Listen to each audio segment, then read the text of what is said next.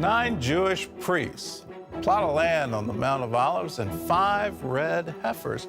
All these elements are in place for what some Jews and Gentiles believe is the key to building the third Jewish temple. Some also believe it indicates the coming of the Messiah. These red heifers, to be precise, some Jews and Christians believe they're the key to rebuilding the historic Jewish temple in Jerusalem and to beckoning the Messiah. What if I told you that some red cows in the Middle East were connected to the end of the world? At first, that might sound crazy or like hype, but it's not. In Christianity, Judaism, and even Islam, the coming of the red cows is predicted. The red heifer plays a big role in all of these religious predictions. Its arrival could have an effect on the whole world, not just this area. Let's look at why. There is news from Israel that red cows, which are important for the third temple, have been killed as sacrifices. A lot of people see this as a sign that the building of the third temple might start soon. The Old Testament in Numbers 19 says that a red heifer is necessary for the ceremonies of the third temple. For rites to clean the temple, the Israelites needed the ashes of a red cow. Many people today believe that the birth of a red heifer means that the third temple is about to be built and that Christ will return.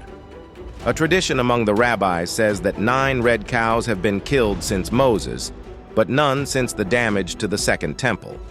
A well-known Jewish thinker named Rabbi Maimonides said that the Messiah will kill the 10th red cow. The Temple Institute, a group that wants to build a third temple, recently said that 5 perfect red cows from Texas have arrived in Israel. A lot of people think this is the end of a promise and the first step toward building a new temple. Mosaic law says that the red heifer must meet strict requirements. It must be flawless and have never been joined to another animal. In many ways, the sacrifice of the red cow is different from other sacrifices. One of the few sacrifices that uses a female animal, it is done outside the tabernacle's door, and it needs a certain color of animal. Some people think that the rules in the Bible about the red heifer are a preview of Christ's death for those who believe. Like the red heifer, Jesus was perfect and was killed outside of town. Just like Hebrews 13:11 and 12 says, the red heifer had to be put to death. In the same way that the ashes of the red heifer cleansed people from the dirt of death, Christians believe that Christ's offering cleanses them from the effects and dirt of death. At first, the Mosaic rule was very clear about how to do the red heifer ritual. Nevertheless, over time, Judaism added many more rules and standards. The Talmud goes into great detail about things like the type of rope used to tie up the red cow, which way it had to face while being killed, the priest's words, and even whether the priest had to wear sandals during the rite. Rabbinic rules also listed other situations in which a red heifer was not allowed to be used. These included being driven, leaned on, having a garment put over it, having a bird rest on it, or having 2 hairs that were not red. According to futurist eschatology, there will be a third temple in Jerusalem because Jesus said that the temple would be defiled during the tribulation. This means that there must be a temple for these things to happen. Matthew 24:15, 2 Thessalonians 2:4. Jewish law says that the people who are in charge of dedicating this temple of the end times will need the ashes of a red cow mixed with water for ritual cleaning. Many people see the arrival of a red cow with no marks on it in Israel as an important event that fits with biblical predictions. The Bible says that the red heifer ceremony is a lead-up to the bigger offering that Christ made. In Hebrews 9:13-14, it says that while ceremonially unclean people become clean when they are sprinkled with heifer's ashes, the blood of Christ, who gave his life without any faults, cleans our consciences from acts that lead to death so that we can serve the living God. 5 perfectly red cows recently came to Israel from a ranch in Texas. They are needed for the traditional purification of people who have been near a dead body. These changes are a big step toward building the third temple in Jerusalem, which is an idea that was started by the Temple Institute. All of these heifers are younger than a year, and they must stay fully red and spotless in order to be used to make the ashes that Jews need for purification rituals. This amount of cleanliness is necessary so that the Kohanim, priests, can do their jobs in a future temple. As required by the Israel Veterinary Authority, the heifers were taken to a quarantine center as soon as they arrived. They will stay there for at least 7 days. After the quarantine, they will be moved to 2 different places in Israel. One of these places will finally be open to the public. This careful care shows how important these cows are for getting ready for the coming temple in religious and cultural ways. From now until they are 3 years old, the heifers will be fed and cared for in certain places in Israel. They will be killed at that time so that the ashes needed for the rite can be made. With the help of the Bon Israel group, which has both Jewish and Christian members, these cows were brought to Israel.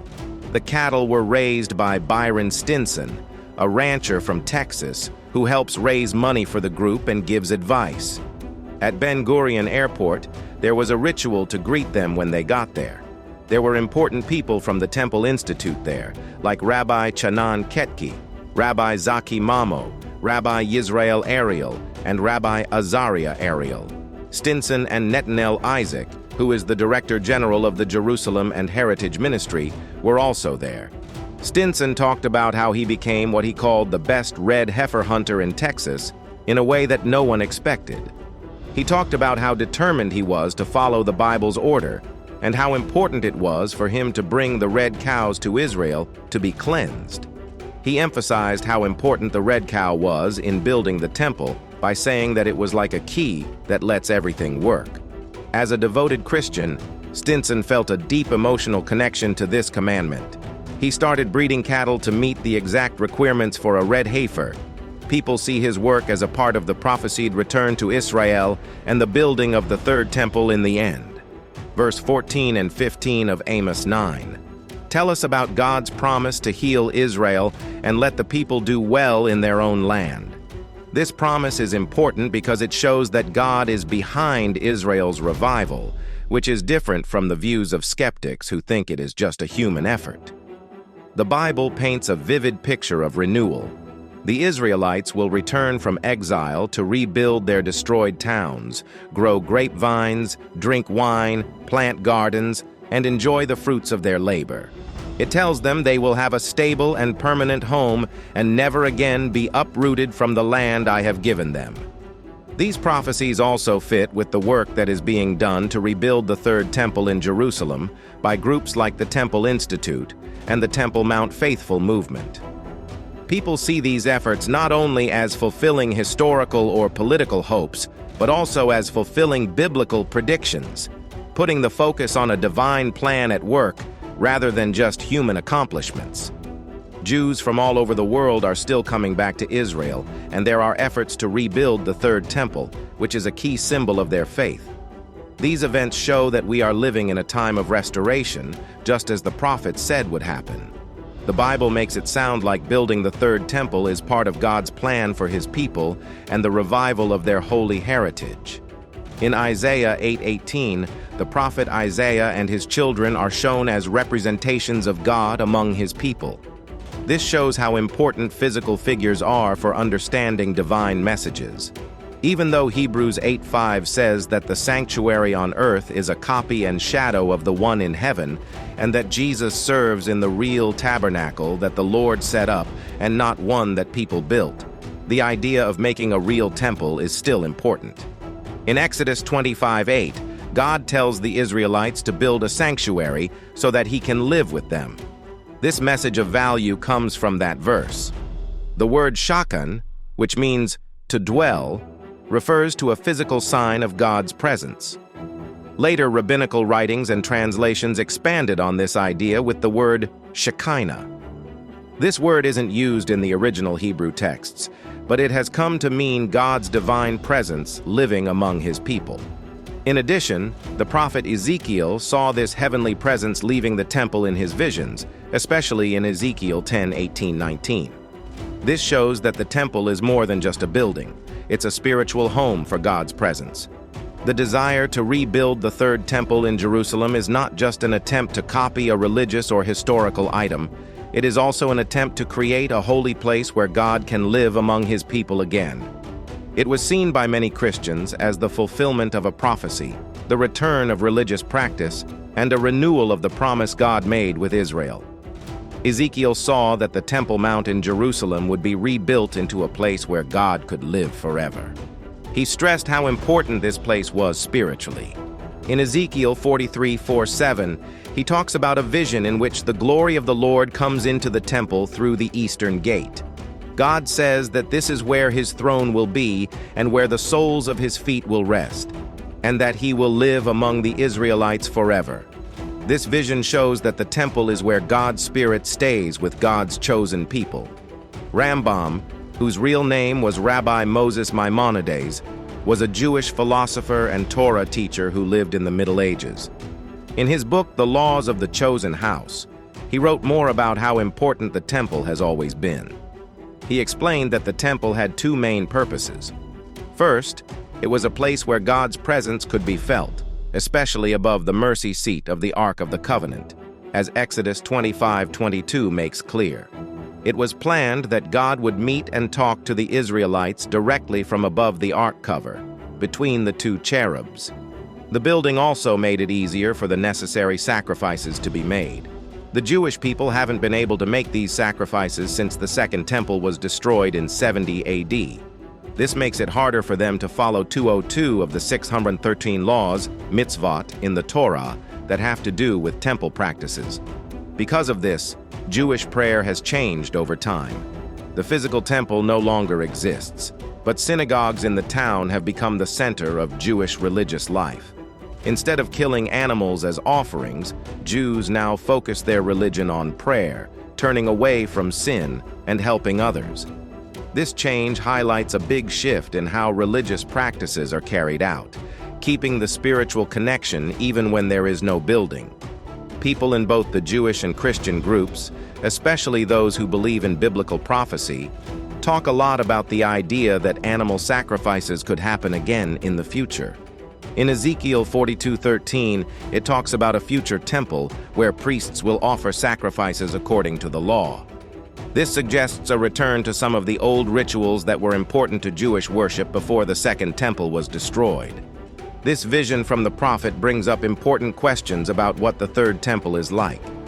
Will it be the temple that Ezekiel talked about, where God's presence will once again live with His people? Or will it play a different role, one that fits with different religious or end times expectations? Two well-known Jewish groups are working hard to bring back sacrificial service and the building of the Third Temple. These groups are the Temple Institute and the Temple Mount and Eretz Israel Faithful Movement. These groups are working hard to get ready for the rebuilding of the Third Temple in Jerusalem. One thing they are doing is learning about and recreating the holy vessels and priestly garments from the temple based on what the Bible says. Besides these groups, there are also other projects that look into different ways to make this faith and cultural goal come true. One idea is to build a tent on the mount that looks like the tabernacle. This would be a more temporary and mobile structure, like the ones the Israelites used when they were wandering in the desert. Another group wants to build a synagogue on a corner of the Temple Mount platform. This could be used as a place to pray and study until a more permanent building is built. The director of the Temple Institute, Kim Rickman, focuses on the practical side of building a temple. He bases this work on a religious duty found in Exodus 25:8, which tells the Israelites to create a place where God can live among them. Rickman says that following all 613 mitzvot, including those that require a temple, is not only a religious duty, but also a way to follow a larger order in the Torah to bring back an important part of ancient Jewish worship. There is a lot of talk about the Third Temple that combines religious meaning with practical and political concerns. This shows how complicated it is for old religious texts to interact with modern religious goals and expectations. Kim Rickman talks about her idea of the Third Temple as more than just a building. She sees it as a deep spiritual symbol for everyone. He thinks of the temple as a shining light from heaven that represents the return of the Lord's heavenly presence, which many people think was lost when the old temples were destroyed. Additionally, Rickman sees the temple as a unifying power that can connect everything in the world and create a direct and active connection between people and God. According to him, this will help people reach their full potential and grow spiritually. There are, however, different views on the temple's part in prophetic events, as shown in texts like Daniel 9:11 and the New Testament, even though Rickman and others share this positive view. Different books give different ideas about what the temple means in end-time prophecies, sometimes giving a more complicated or scary picture of the future. Even though people have different ideas, work on building the third temple is still going on with great care and attention to detail. The Temple Institute has carefully made the ritual clothes and holy objects that are needed for temple prayer.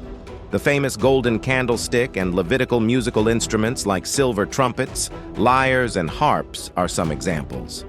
They are meant to bring back the worship practices from the time of King David, which were written about over 3,000 years ago in 1 Chronicles 23:5. A very important part of these plans is also raising red heifers in Israel. This breed of cow is meant to be sacrificed as part of the ritual cleansing process that keeps the priests and the holy objects clean so they can perform temple services. This adherence to ancient rules shows how the attempts to bring back temple worship are a mix of historical accuracy and modern technology. In Jewish custom, the ritual cleansing with the red heifer is very important for keeping people clean so that priests can go into the temple's Holy of Holies, which is the holiest place on earth. People give the temple and its events a lot of spiritual meaning, and this idea of ritual purity emphasizes that. The book of Daniel in the Old Testament and the New Testament both talk about prophetic works that say the rebuilt temple will be an important part of what happens at the end of the world. Daniel and Jesus, Yeshua, both said that the antichrist, also known as the anti-Messiah, will defile this third temple, causing extreme spiritual corruption called the abomination of desolation. Jesus specifically talked about this term in Matthew 24:15-16, telling people in Judea to run away to the mountains if they saw it. Daniel's predictions, which say that not only will the temple be dirty, but there will also be a lot of trouble in the area, support this idea even more. In Daniel 9:26, it says that the Messiah will be cut off and have nothing before the temple and city are destroyed. This connects the Messiah's fate to the destruction caused by a prince or master who is yet to come. The destruction of the Second Temple in 70 AD, about 40 years after Jesus' death on the cross, fits with this prophecy.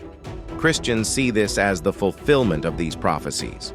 Daniel's prophecies and the New Testament's prophecies work together to give us a complicated and detailed picture of the end times, including the Third Temple, the actions of the anti-Messiah, and the expected return of the true Messiah. This story is important to both Christian and Jewish eschatologies, though they see it in different ways. It is also a big part of theological reasons why people are trying to rebuild the Third Temple and bring back old worship practices that were predicted and remembered from the Bible. The end times predictions, especially those about the Antichrist, or anti-Messiah, as it is called in the book of Daniel, tell an interesting story about what will happen in the future from a biblical point of view. Daniel 9:27 is the most important line in this story. It talks about a person who will first make what seems to be a peace deal for 1 week, which is usually taken to mean 7 years. But about halfway through this time, he will break this promise, stop the daily sacrifices and offerings, and do horrible things that will leave the land empty. Many people see this as making a statue or calling himself a god in the temple, which is a very bad thing to do and is considered sacrilege. This prophecy fits very well with parts of the New Testament. For example, in Matthew 24:15, Jesus talks about the abomination that causes desolation that Daniel talked about and tells people who see it to run away. This person, called the man of lawlessness, will also be described in more detail in 2 Thessalonians 2:4.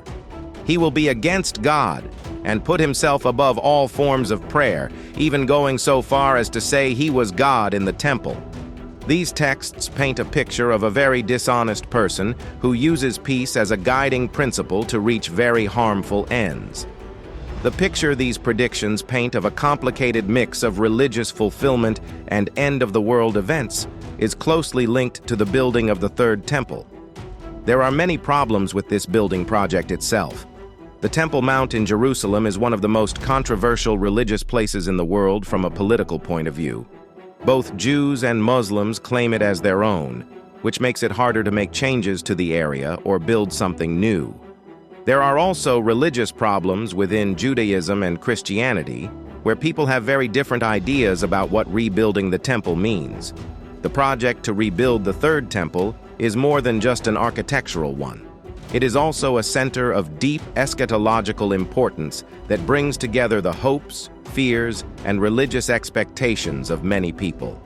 This means that building the temple is not only a matter of religious practice, but also a very political act that could have effects all over the world. Its stories and prophecies are still talked about and looked forward to, showing how these old books have had a lasting effect on modern faith and politics. Please like and follow, and may God bless you.